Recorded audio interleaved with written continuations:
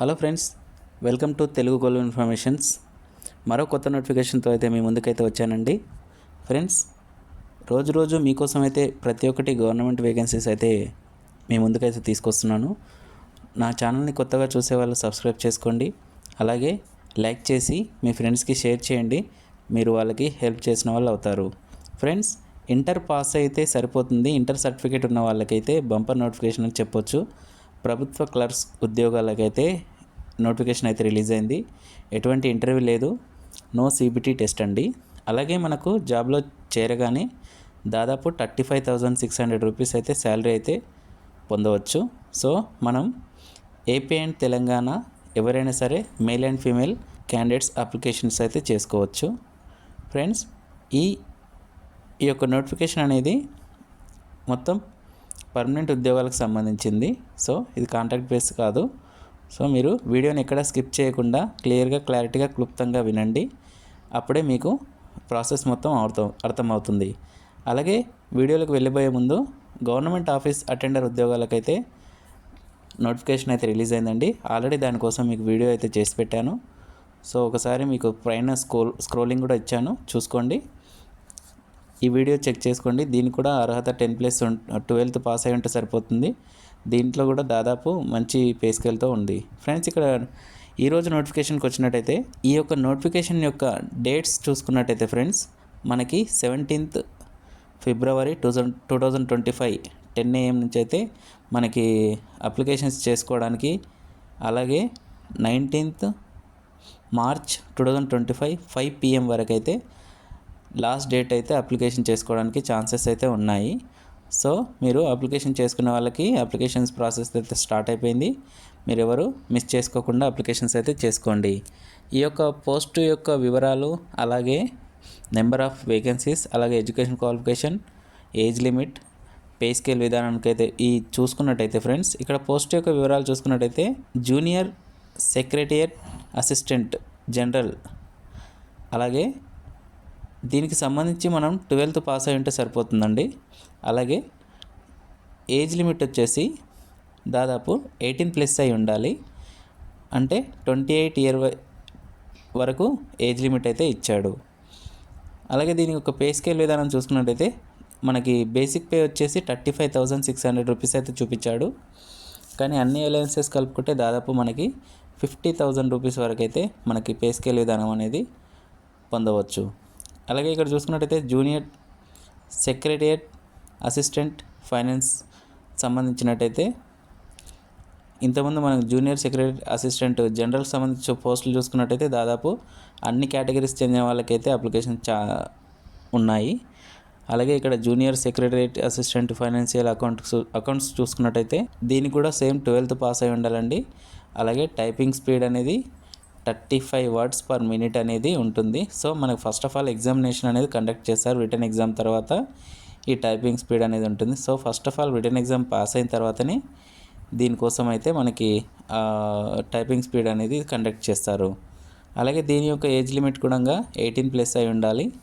అలాగే మనం దీని యొక్క పే స్కేల్ చూసుకున్నట్టయితే సేమ్ దాదాపు బేసిక్స్ పే 35,600 ఇచ్చాడు. మనకి 50,000 వరకు అయితే అన్ని అలవెన్సెస్ కలుపుకొని మంచి శాలరీ అయితే పొందవచ్చు. ఇక్కడ post code C junior secretariat assistant store purchase చూసుకున్నట్టయితే మొత్తం పోస్టులు వచ్చేసి 2 ఉన్నాయండి. అలాగే ఎడ్యుకేషన్ క్వాలిఫికేషన్ చూసుకున్నట్టయితే ఇంటర్ పాస్ అయి ఉంటే సరిపోతుందండి. అలాగే ఏజ్ లిమిట్ వచ్చేసి 18+ అండి. 28 years వరకు అయితే ఏజ్ లిమిట్ ఇచ్చాడు. అలాగే ఏజ్ రిలాక్సేషన్స్ కూడా ఛాన్స్ అయితే ఉంది. అలాగే ఇక్కడ పే స్కేల్ చూసుకున్నట్టయితే బేసిక్ పే 35,600 ఇచ్చాడు. 50,000 వరకు అయితే మంచి పే స్కేల్ అయితే మనం పొందవచ్చు. ఫ్రెండ్స్, ఇక్కడ చూసుకున్నట్టయితే మనం పే స్కేల్ విధానం మరియు అప్లికేషన్ యొక్క ఏజ్ లిమిట్, పోస్టుల వివరాలు అయితే మనం చూసుకున్నాము. ఇక్కడ పే స్కేల్ 35,600 అని మనకి ఇచ్చాడు, కానీ అలవెన్సెస్ మొత్తం సపరేట్గా ఉంటాయని మనకు మెన్షన్ చేశాడు.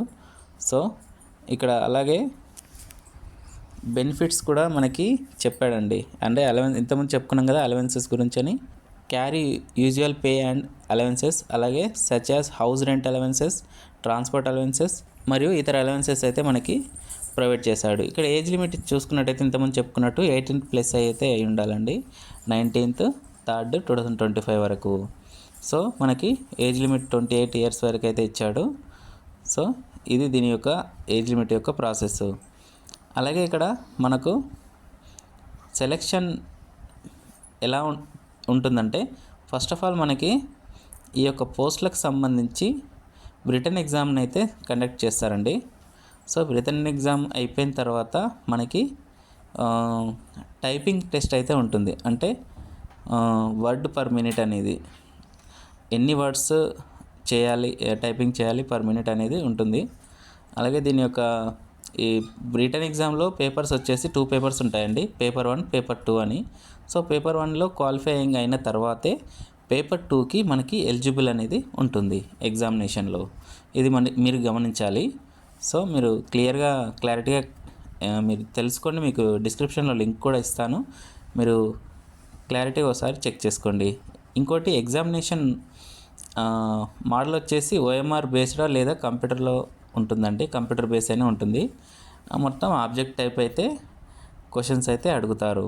సో ఈ యొక్క ఎగ్జామినేషన్ లాంగ్వేజ్ వచ్చేసి హిందీ లేదా ఇంగ్లీష్, ఈ 2 లాంగ్వేజ్లలో మనకి ఎగ్జామినేషన్ అయితే కండక్ట్ చేస్తారు. 12th బేస్లోనే మనకి ఎగ్జామినేషన్ అనేది క్వశ్చన్స్ అనేది వస్తాయి. టోటల్ 200 క్వశ్చన్స్ అండి. టైమింగ్ వచ్చేసి 2 hours 30 minutes టైం అయితే ఉంటుంది. అలాగే పేపర్ 1కి సంబంధించిన, ఇక్కడ చూసుకున్నట్టయితే పేపర్ 1కి సంబంధించిన టైమింగ్ చూసుకున్నట్టయితే 90 minutes టైం ఇస్తారు. అందులో మనకి మెంటల్ ఎబిలిటీస్ టెస్ట్కి వచ్చేసి 100 క్వశ్చన్స్ అడుగుతారు. 200 మార్క్స్ ఉంటాయి. అంటే ఒక్క క్వశ్చన్కి 2 మార్క్స్ అనమాట. అలాగే నెగిటివ్ విధానం అనేది, ఎటువంటి నెగిటివ్ విధానం ఇందులో లేదు. పేపర్ 1లో అయితే మనకైతే మెన్షన్ చేయలేదు. సో మీరు ఈజీగా మనం ప్రిపేర్ అయితే మంచి జాబ్ అయితే కొట్టచ్చు. అలాగే ఇక్కడ పేపర్ 2 విషయానికి వచ్చినట్టయితే జనరల్ అవేర్నెస్ అలాగే ఇంగ్లీష్ లాంగ్వేజ్ సంబంధించి 50-50 క్వశ్చన్స్ అయితే అడుగుతారండి. ఒక్క క్వశ్చన్కి 3 మార్క్స్ చొప్పున టోటల్ 300 క్వశ్చన్స్ 300 మార్క్స్ అయితే మనకి ఉంటాయి. అంటే జనరల్ అవేర్నెస్ నుంచి 50 క్వశ్చన్స్, ఇంగ్లీష్ లాంగ్వేజ్ నుంచి 50 questions. So total 100 questions 300 marks అండి. ఇందులో కూడా ఏముంటుందంటే 3 క్వశ్చన్స్కి 1 మార్క్ నెగిటివ్ మార్క్ అనేది తీసేస్తారని ఇక్కడ మెన్షన్ చేశాడు. So 1 negative mark for every wrong answer అని ఇచ్చాడు. సో మీరు చెక్ చేసుకొని అప్లికేషన్స్ అయితే చేసుకోండి. అలాగే ఇక్కడ మనం అప్లికేషన్ ప్రాసెస్ విధానం చూసుకున్నట్టయితే అప్లికేషన్ ప్రాసెస్ మొత్తం ఆన్లైన్లోనే ఉంటుందండి. సో మీకు లింక్ ప్రొవైడ్ చేస్తాను. అప్లికేషన్ మొత్తం ఆన్లైన్లోనే చేసుకోండి.